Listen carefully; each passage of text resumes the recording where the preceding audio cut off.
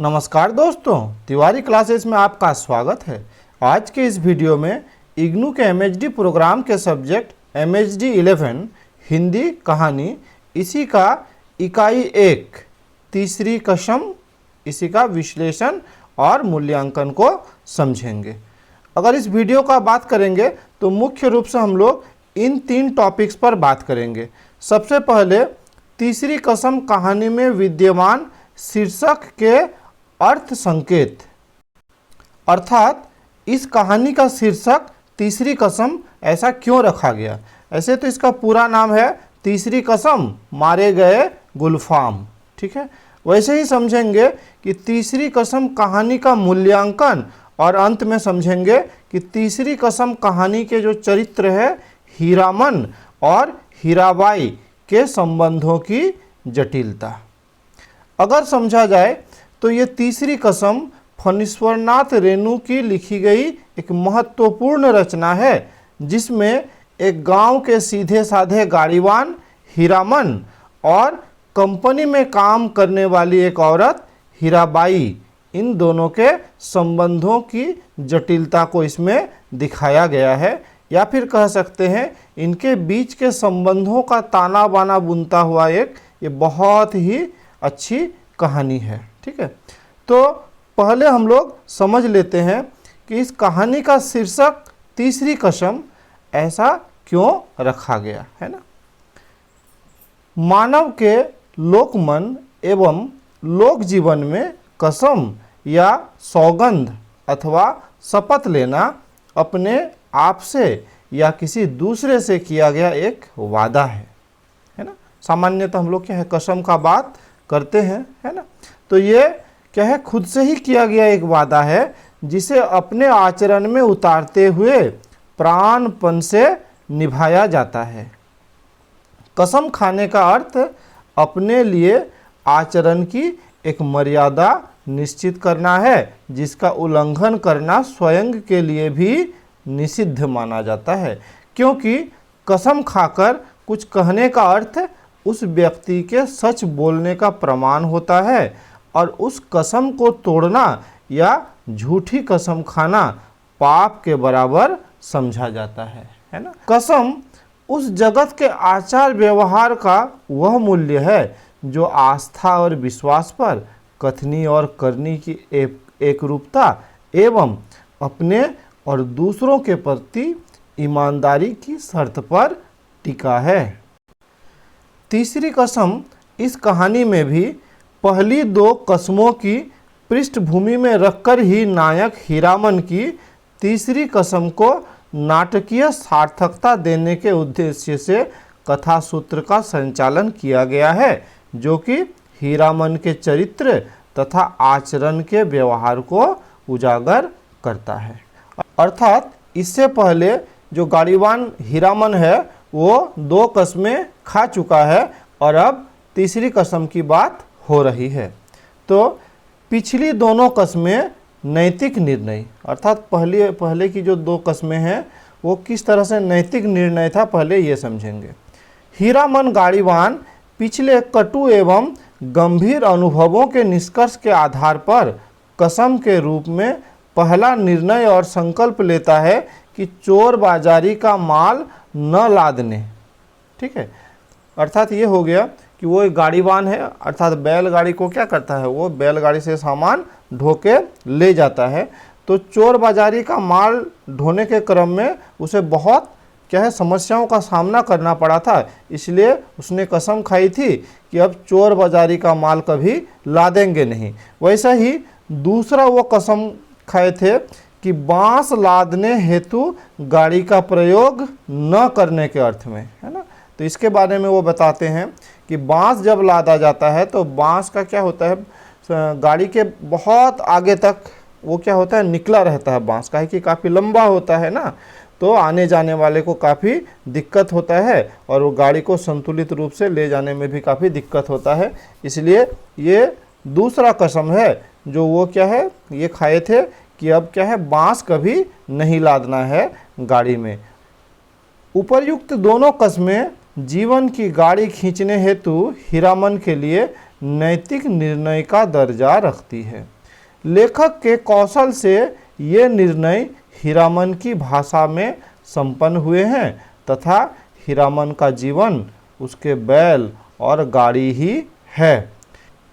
हीरामन की पहली दोनों कस्मों को कथानक में प्रयोजन के माध्यम से कुशलतापूर्वक पिरोया गया है, जिनको पृष्ठभूमि में रखते हुए फणीश्वरनाथ रेणु ने तीसरी कसम को ही बताया है ना। अब थोड़ा ये भी बात कर लेते हैं कि तीसरी कसम हीरामन ने क्या खाया, है ना। तो इसमें जो हम लोग देखेंगे कि वो हीराबाई नामक एक कंपनी की औरत को अपने बैलगाड़ी में बिठाकर क्या है वो ले जा रहा है, एक मेला हो रहा है, मेला तक पहुंचाने के लिए, जिसे पहुंचाने के लिए उसे क्या है लंबा दूरी तय करना पड़ता है। फिर उनके बीच का जो संबंधों का ताना बाना बनता ही है, और अंत में जब हीराबाई जाने लगती है, उसको वो गाड़ी में बैठा देता है मेला के बाद, है ना, तब क्या है उसका मन बहुत ख़राब रहता है हीरामन का ना, उसे अजब तरह का लगता है, और तब वो तीसरी कसम खाता है कि नहीं, इसके बाद कभी कोई कंपनी की औरतों को अपने गाड़ी में मैं लाऊंगा नहीं। ठीक है, तो इस तरह से तीसरी कसम की भी बात है, इसको भी आप ऐड करेंगे। अब देखेंगे तीसरी कसम कहानी का मूल्यांकन।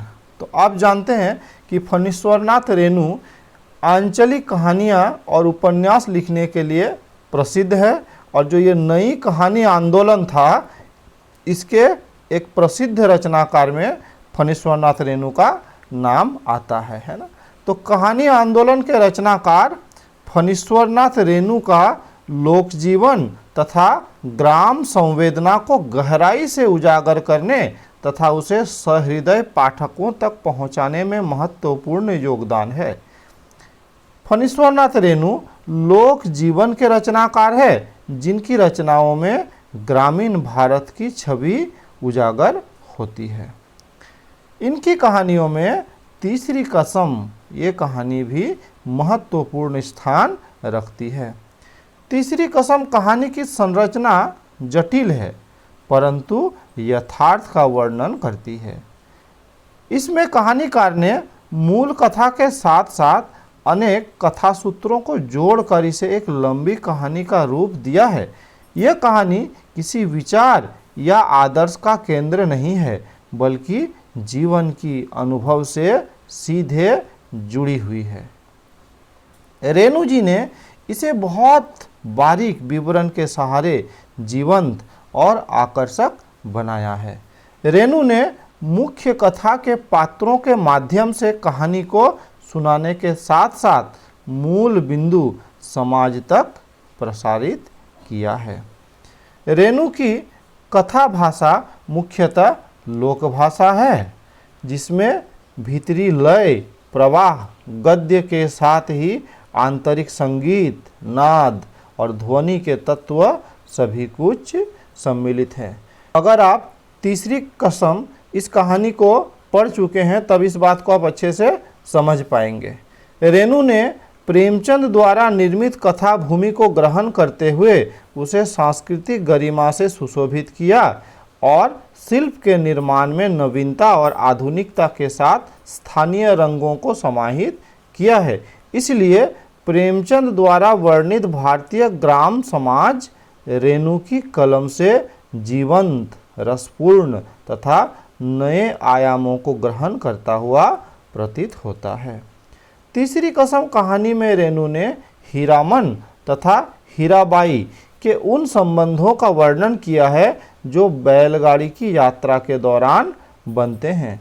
उसके आधार पर लगता है कि हीरामन मन ही मन हीराबाई की तरफ आकर्षित होता है और उसे कभी परी तो कभी देवकुल की औरत, कभी भगवती मैया आदि छवियों के रूप में देखता है।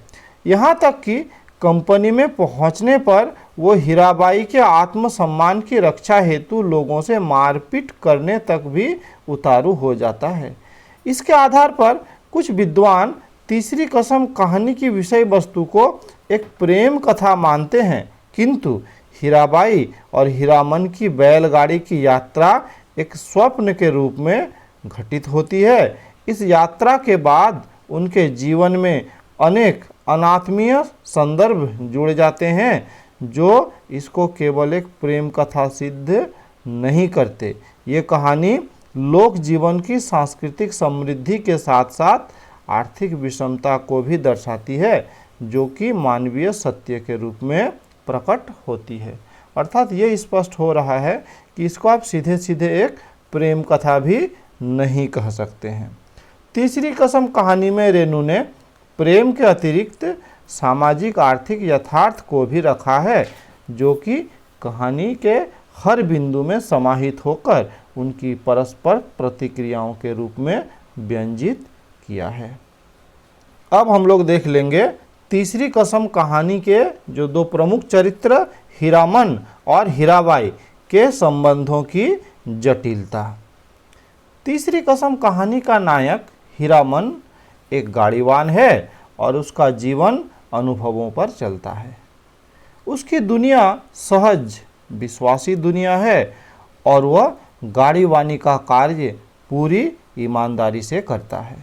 उसकी गाड़ी में अगर अकेली औरत सवार है तो उसकी सुरक्षा का दायित्व भी अपना मानता है, जबकि इसके विपरीत जो हीराबाई है तो इसका संसार अलग है। वो गाड़ी के साथ अकेली यात्रा कर रही है, इसलिए वो हीरामन को मीता, भैया आदि संबोधन से पुकारते हुए उस पर भरोसे तथा आत्मीयता का बोझ डालकर अपनी सुरक्षा को निश्चित कर लेती है। हीरामन के व्यवहार से उसे उस पर पूर्ण भरोसा हो जाता है तथा वो सहज निश्चिंत भाव से सोकर कथा कहानी विनोद गीत संगीत के साथ अपनी यात्रा पूरी करती है। महुआ घटवारिन के गीत से मुग्ध होकर वह हीरामन को गुरु और उस्ताद कहकर पुकारती है ना। अर्थात यात्रा के क्रम में ये हीरामन महुआ घटवारिन का गीत सुनाता है ना। तो इसे सुनकर हीराबाई मुग्ध हो जाती है और उसे गुरु और उस्ताद कहकर भी पुकारती है। हीराबाई एक कलाकार है, इसलिए वो हर जगह सीखने तथा संचित करने लायक सामग्री तलाशती रहती है।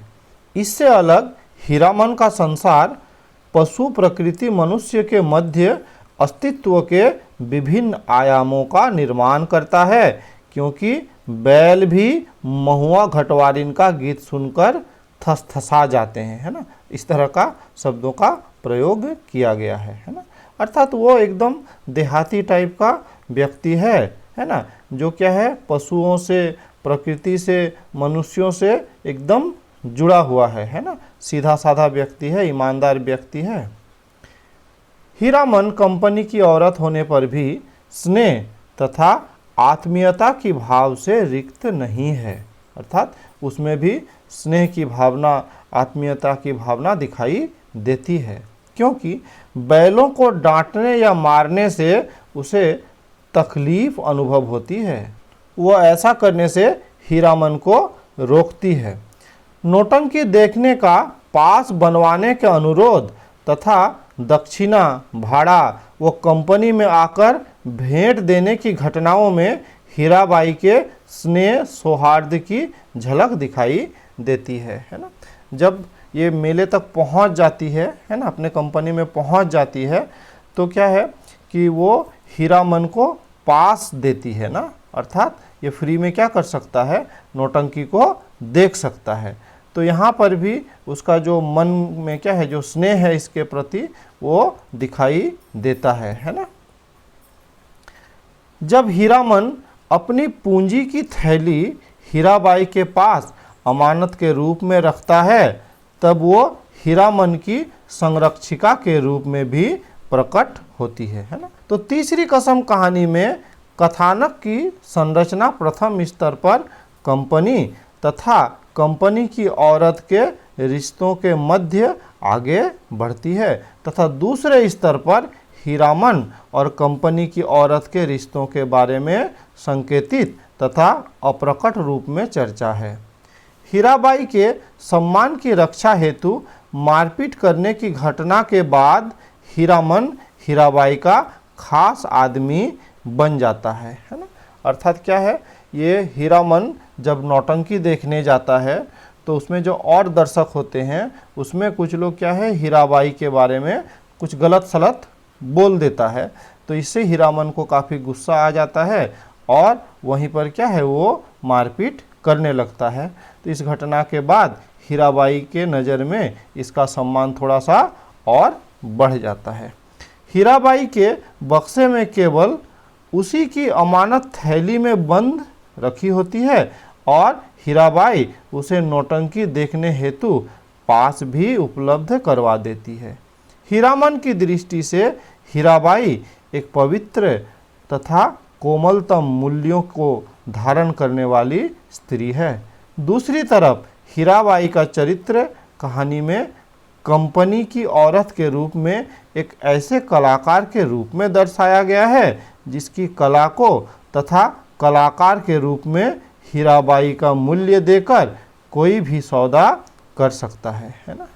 अर्थात हीरामन उसका स्थिति कुछ और है और हीराबाई ये कंपनी की औरत है, अर्थात एक कलाकार है और कोई भी इसे मूल्य देकर अपने कंपनी में ला सकता है या अपने कंपनी में ले जा सकता है। जैसे यहाँ पर भी देखेंगे कि जो मथुरा मोहन कंपनी था उसको छोड़कर वो इस कंपनी में आई थी, फिर उससे क्या है, फिर सौदा हो गया और वो फिर से मथुरा मोहन कंपनी में फिर से जाने को तैयार भी हो गई। कहानी के अंत में हीराबाई जब हीरामन को सौदागर द्वारा महुआ घटवारिन के रूप में स्वयं के खरीदने की बात बताती है तो स्वयं भी वो भावुक हो जाती है और उसका गला भर जाता है। इस प्रकार तीसरी कसम कहानी में रेणु ने हीरामन को ईमानदारी तथा नेकनियत वो धर्म कर्म की राह पर चलते हुए गाड़ीबानी करने वाले तथा स्त्रियों को सम्मान की नज़र से देखने वाला व्यक्ति दर्शाया है तथा दूसरी तरफ हीराबाई का चरित्र नारी सुलभ स्वाभाविक गुणों से युक्त होने पर उसे कलाकार के रूप में क्रय विक्रय करने या होने वाली वस्तु के रूप में दर्शाया गया है ना। अर्थात वो एक ऐसी वस्तु के रूप में सामने दिखाई देती है जिसे क्या है, लोग कोई भी खरीद के ले जा सकते हैं, जिसका कार्य मात्र लोगों का मनोरंजन करना है। इस प्रकार आज के इस वीडियो में इतना ही। MHD प्रोग्राम के दूसरे विषय का भी लिंक डिस्क्रिप्शन में दिया होगा, आप वहां से जाके देख सकते हैं। साथ ही मैं टेलीग्राम का भी लिंक डाल दूंगा, आप चाहे तो टेलीग्राम चैनल को ज्वाइन करके भी इन वीडियोस को देख सकते हैं। तो इस वीडियो में मेरे साथ बने रहने के लिए बहुत बहुत धन्यवाद।